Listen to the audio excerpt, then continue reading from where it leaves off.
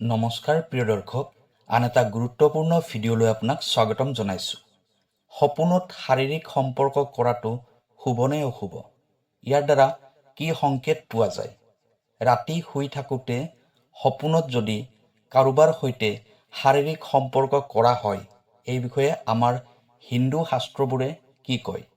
প্ৰিয় দৰ্শক, আছামিজ এষ্ট্ৰলজিলৈ আপোনাক স্বাগতম জনাইছোঁ। মই এষ্ট্ৰলজাৰ ধীৰাজ শৰ্মা। ভিডিঅ'টো শ্বেয়াৰ কৰি দিব আৰু কমেণ্টত লিখিব জয় মা লক্ষ্মী। প্ৰিয় দৰ্শক, যদি আপোনাৰ ব্যক্তিগতভাৱে কিবা সমস্যা হৈ আছে, তেনেহ'লে ভিডিঅ'ৰ স্ক্ৰীণত দিয়া নম্বৰত আমাৰ সৈতে যোগাযোগ কৰিব। আমি আপোনাৰ সমস্যাসমূহ সমাধান কৰিবলৈ চেষ্টা কৰিম। এতিয়াও ভিডিঅ'ৰ পৰৱৰ্তী অংশলৈ যাওঁ। মনুষ্যই নানা প্ৰকাৰৰ সপোন দেখে, যাৰ ভিতৰত কিছুমান সপোন বহুত ভয়ানক হয়, কিছুমান সপোন বহুত লাভকাৰী হয় আৰু কিছুমান সপোন সুখ আনন্দৰ সৈতে সম্বন্ধিত হয়। কিছুমান সপোনৰ বিষয়ে কাকো ক'ব নোৱাৰি। এনেকুৱা ধৰণৰে এটা সপোন যদি কাৰোবাৰ সৈতে শাৰীৰিক সম্পৰ্ক কৰা দেখা পায়, অৰ্থাৎ যদি ব্যক্তিয়ে ৰাতি কাৰোবাৰ সৈতে সপোনত শাৰীৰিক সম্পৰ্ক কৰা দেখা পায়, তেনেহ'লে ইয়াৰ অৰ্থ কি? এইটো প্ৰশ্ন চাগে আপোনাৰ মনলৈ আহিছে। এনেকুৱা ধৰণৰ প্ৰশ্ন আপোনাৰ মনলৈ অহাটো প্ৰয়োজনীয় আৰু ইয়াৰ উত্তৰ জনাটো আপোনাৰ বাবে প্ৰয়োজনীয়। প্ৰতিটো প্ৰশ্নৰ উত্তৰে আপুনি পাব। ভিডিঅ'টো স্কিপ নকৰাকৈ শেষলৈ চাই থাকিব। এই প্ৰশ্নবোৰৰ উত্তৰ জনাটো একো অসম্ভৱ কাম নহয়। সপোনত দেখা সংকেতবোৰ ভালদৰে বিবেচনা কৰি ইয়াৰ উত্তৰ ভালদৰে চিনাক্ত কৰিব পৰা যায়।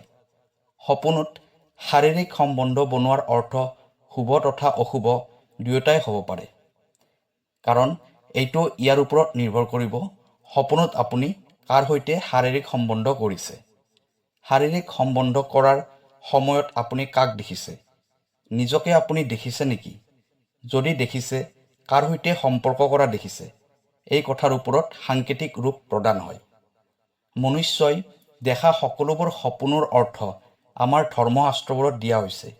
সেয়েহে কোনোবা ব্যক্তিয়ে যদি এনেকুৱা ধৰণৰ সপোন দেখে আৰু যদি তেওঁ নাজানে যে এই সপোনৰ অৰ্থ কি, এই সপোনৰ মহত্ব কি, এই সপোন দেখাৰ ফলত জীৱনলৈ কেনেকুৱা ধৰণৰ সময় আহিব পাৰে, অথবা আহিবলগীয়া দিনবোৰত কেনেকুৱা ধৰণৰ সমস্যাৰ সন্মুখীন হ'ব লাগিব পাৰে। সপোনে এজন ব্যক্তিৰ লুকাই থকা ভাৱনা আৰু বিচাৰধাৰাক দৰ্শায়।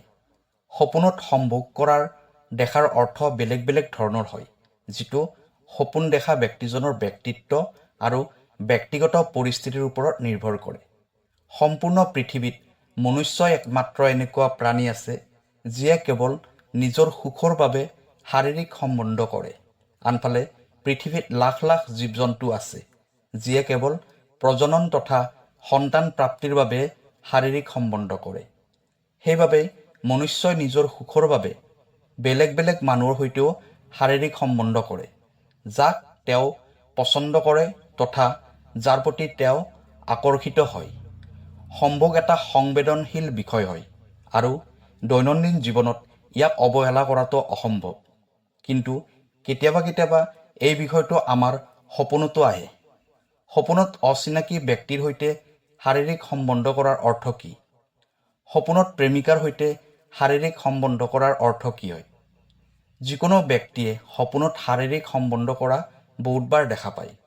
কেতিয়াবা প্ৰেমিক নাইবা প্ৰেমিকাৰ সৈতে শাৰীৰিক সম্বন্ধ কৰে, কোনোবা অচিনাকি ব্যক্তিৰ সৈতে, কোনোবা সম্পৰ্কীয় মানুহৰ সৈতে, পতি পত্নীৰ সৈতে শাৰীৰিক সম্বন্ধ কৰে।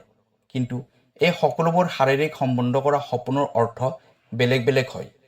এইটো ইয়াৰ ওপৰত নিৰ্ভৰ কৰিব যে আপুনি সপোনত কাৰ সৈতে শাৰীৰিক সম্বন্ধ কৰিছে। আপুনি আন মানুহে শাৰীৰিক সম্বন্ধ কৰা দেখিছেনে নিজকে দেখিছে, ইয়াৰো এটা বেলেগ সংকেত পোৱা যায়। নম্বৰ 1, প্ৰেমিকাৰ সৈতে শাৰীৰিক সম্বন্ধ কৰা দেখিলে। যদি আপুনি নিজকে সপোনত প্ৰেমিকাৰ সৈতে শাৰীৰিক সম্বন্ধ কৰা দেখিছে, তেনেহ'লে এইটো শুভ সংকেত হয়, কাৰণ অতি সোনকালে আপোনাৰ বিবাহ হ'ব আৰু আপোনাৰ সেই প্ৰেমিকাগৰাকীৰ সৈতে জীৱনটো ভালদৰে অতিবাহিত হ'ব।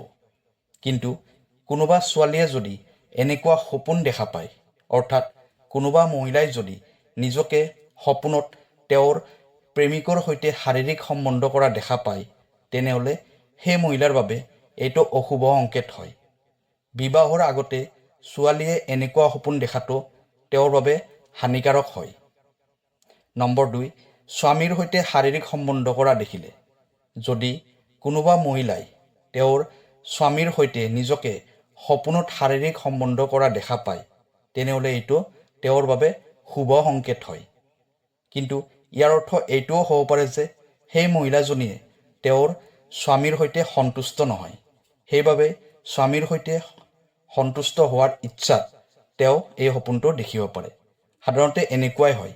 সেইবাবে মহিলাসকলে তেওঁৰ স্বামীৰ সৈতে সময় কটাব লাগে, স্বামীৰ সৈতে কথা পাতিব লাগে আৰু নিজৰ সন্তুষ্টিৰ কথা স্বামীৰ আগত খোলাকৈ ক'ব লাগে। ধৰ্মশাস্ত্ৰত উল্লেখ কৰা অনুসৰি এনেকুৱা মহিলাই স্বামীৰ সহযোগ পোৱাটো প্ৰয়োজনীয় হয়, অন্যথা ঘৰত নিগেটিভিটি প্ৰৱেশ কৰিব পাৰে। অকলশৰীয়া মহিলাসকলে সপোনত সম্ভোগ কৰাৰ অৰ্থাৎ যিবোৰ মহিলাৰ কোনো প্ৰেমিক নাই অথবা কোনো পুৰুষৰ সৈতে তেওঁলোকৰ কোনো সম্বন্ধ নাই, তেনেকুৱা মহিলাসকলে সপোনত শাৰীৰিক সম্বন্ধ কৰাৰ অৰ্থ ইয়াত ব্যাখ্যা কৰা হ'ব।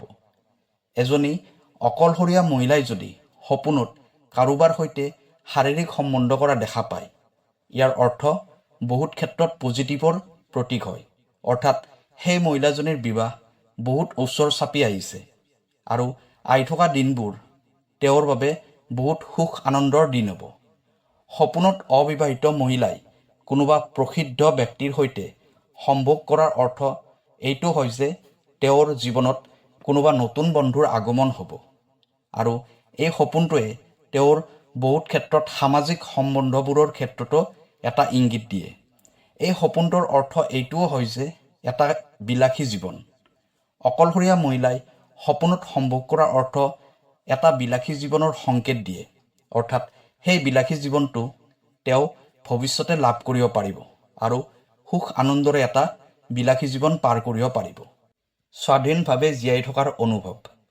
অবিবাহিত মহিলাই সপোনত সম্ভোগ কৰা দেখাটো তেওঁৰ নিজৰ ইচ্ছানুসৰি জীয়াই থকা, স্বাধীনভাৱে যিকোনো নিৰ্ণয় লোৱা, নিজৰ ব্যক্তিগত জীৱনটো স্বাধীনভাৱে পৰিচালনা কৰাৰ ইচ্ছা দৰ্শায়। নিজৰ লক্ষ্য প্ৰাপ্তি কৰা। অবিবাহিত মহিলাই সপোনত সম্ভোগ কৰাৰ অৰ্থ এইটোও হয় যে নিজৰ লক্ষ্য প্ৰাপ্তি কৰা, নিজৰ জীৱনৰ আকাংক্ষাবোৰ প্ৰাপ্তি কৰা, সফলতা, স্থিৰতা আৰু মনোবৈজ্ঞানিক সন্তুষ্টি প্ৰাপ্তি কৰাৰ সংকেত দিয়ে। এটা ডাঙৰ সামাজিক বাতাৱৰণ। এজনী অকলশৰীয়া মহিলাৰ বাবে সপোনত সম্ভোগ কৰাৰ অৰ্থ এটা ডাঙৰ সামাজিক বাতাৱৰণৰ উপস্থিতিৰ সংকেত দিয়ে। এই সপোনটোৱে তেওঁক সামাজিক ক্ষেত্ৰখনত বিশেষভাৱে জড়িত হৈ পৰাৰ এটা সংকেত দিয়ে। সাধাৰণ ভাষাত ক'বলৈ গ'লে এজনী অকলশৰীয়া মহিলাই সপোনত কাৰোবাৰ সৈতে সম্ভোগ কৰা দেখাটো এটা শুভ সংকেত হয় আৰু বিভিন্ন ধৰণৰ মহত্বপূৰ্ণ প্ৰতীকক ইংগিত কৰে। এটা সুখী সমৃদ্ধিশালী জীৱনৰ সংকেত বহন কৰে, যিটো আপুনি জীয়াই থাকিব ঈশ্বৰৰ ইচ্ছাত। এজনী গৰ্ভৱতী মহিলাই সপোনত কাৰোবাৰ সৈতে সম্ভোগ কৰাৰ অৰ্থ এতিয়া জনোৱা হ'ব। ইয়াৰ অৰ্থ হ'ল যে তেওঁ বৰ্তমান গৰ্ভাৱস্থা লৈ অত্যধিক চিন্তা, অসন্তুষ্টিৰ সংকেত দিয়ে। এজনী বিবাহিত মহিলাই এজন অন্য যুৱকৰ সৈতে সপোনত সম্ভোগ কৰা দেখাৰ অৰ্থ হ'ল যে তেওঁ গৰ্ভপাত ধাৰণ কৰিব তথা নতুন মাতৃত্ব হোৱাৰ ভয়ৰ সংকেত দিয়ে। এজন বিবাহিত পুৰুষে যদি সপোনত নিজকে অন্য মহিলাৰ সৈতে শাৰীৰিক সম্বন্ধ কৰা দেখা পায় তেনেহ'লে এইটো সেই পুৰুষজনৰ বাবে বহুত অশুভ সংকেত হয়। ধৰ্মশাস্ত্ৰত উল্লেখ কৰা অনুসৰি পত্নী লক্ষ্মীৰ ৰূপ হয়।